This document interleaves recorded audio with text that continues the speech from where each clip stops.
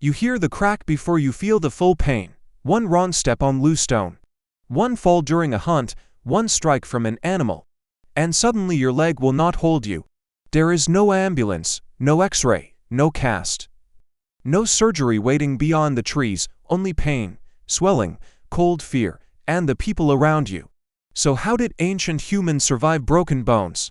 The surprising answer is that many of them did not survive because they were superhuman.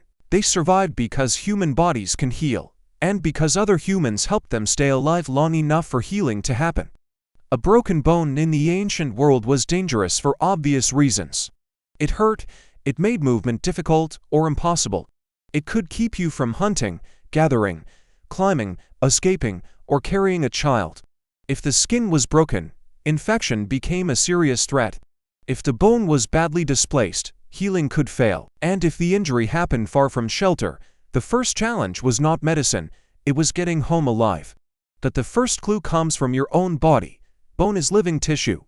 When it breaks, blood collects around the fracture. Cells begin building a soft callus. Over time, that callus hardens. Then the bone slowly reshapes itself. In other words, the body already knows the basic plan. The problem is protecting the plan from movement, infection, starvation, cold, and predators. That is where ancient survival becomes social. Archaeologists cannot usually find a prehistoric splint made of wood, hide, or plant fiber, because those materials decay. But they can find healed bones, and healed bones tell a story. Some fractures knit back together in good alignment. Others heal badly and leave a limp or twisted limb. But even imperfect healing proves something important. The injured person lived days, weeks, months, or years after the break. That means they were not immediately abandoned. One of the most famous examples is Shanidar 1, a Neanderthal from Iraq. He did not simply suffer one injury, he survived multiple severe disabilities.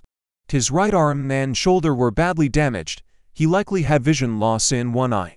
He may also have had hearing impairment and other injuries, yet he lived for years. However exactly his injuries occur, his survival suggests prolonged support from the people around him. You do not live that long with major impairments in a harsh environment by toughness alone. Someone must have tolerated your slower pace. Someone must have shared food. Someone must have helped protect you. Broken bones in later prehistoric humans tell similar stories. Researchers have found healed fractures in ribs, arms, legs, hands, and skulls across many ancient populations. Some people healed well enough to keep working. Others carried visible deformities for the rest of their lives. A healed fracture is a fossilized record of time to rest, time to recover, time given by a body that could heal, and by a group that did not let the injured person die immediately. So what might treatment have looked like? First came the simplest and most urgent response. Do not move the broken part more than necessary. Anyone who has seen a badly injured animal or person learns this quickly. If the leg bends where it should not bend, movement causes agony and makes the injury worse. The practical instinct would be to stabilize the limb. A straight branch, a bundle of reeds, a strip of bark, a folded hide, or thick wrapping could all help limit motion. We do not need a preserved prehistoric instruction manual to understand that basic immobilization would have been useful. Many traditional societies have used splint-like supports made from whatever materials are available locally. Ancient people were skilled observers of bodies, tools, plants, and materials. A broken branch and a broken arm both teach the same lesson. Some things work better when held still. Pain itself also guides behavior. If a person tries to stand and collapses, the group learns immediately that walking is impossible. If a forearm hangs uselessly, it may be bound against the chest. If a leg is injured, the person may be carried, dragged on a high, or helped slowly back to camp. Before healing begins, survival depends on transport, shelter, and rest. Then comes swelling, bruising, and waiting. The problem is that waiting requires resources. Someone with a broken leg cannot easily gather roots, track prey, or fetch water. So others must do more. This is the heart of the story. The real treatment for many ancient fractures may not have been the splint. It may have been food, protection, and patience. Imagine breaking your lower leg during a hunt. You are helped back to the shelter. A splint is tied around the limb with strips of hide. The group rearranges space near the fire so you do not need to move far. Someone brings water. Someone softens food. Someone checks whether the swelling is getting worse. Children are told not to bump the injured limb. If the weather turns bad, other people gather extra fuel and cover the entrance. None of this looks like modern orthopedics. But all of it increases the chance that the bone will mend. Not every fracture was survivable. An open fracture, where bone pierced the skin, would be much more dangerous because bacteria could enter the wound. A shattered pelvis could be fatal. A badly broken femur could lead to blood loss, shock, or permanent inability to walk. If infection set in, there were no antibiotics. Some people certainly die. Ancient life was not gentle. But we should not make the opposite mistake either. We should not assume that a broken bone automatically meant death. Many fractures heal surprisingly well if the bone is protected and the person receives enough time and care. Children often heal especially fast. Adults heal more slowly, but they still heal. Even today, much fracture care still depends on the same basic principles. Reduce movement, protect alignment, control strain, weight. Ancient humans could understand enough of that without formal medical schools. There is also evidence that prehistoric people lived with the long-term consequences of healed injuries. Some skeletons show arthritis near old fracture sites. Others show shortened limbs or bones that fuse in unusual positions. That matters because it tells us survival did not always mean full recovery. A person might return with a limp, an arm might lose strength. A hand might never close properly again. In those cases, survival required a second layer of adaptation. The injured person may have taken on different tasks. Instead of running after prey, they might sharpen tools, prepare hides, watch children, remember routes, teach skills, or help maintain the fire. An injury could change your role without ending your value. This is especially important for understanding Neanderthals and other ancient humans. For a long time, people imagined prehistoric life as brutally simple. The weak died, the strong survived. That the bones tell a more complicated story. They show that ancient humans often lived with injury, disability, and recovery. That means social bonds mattered. Care mattered.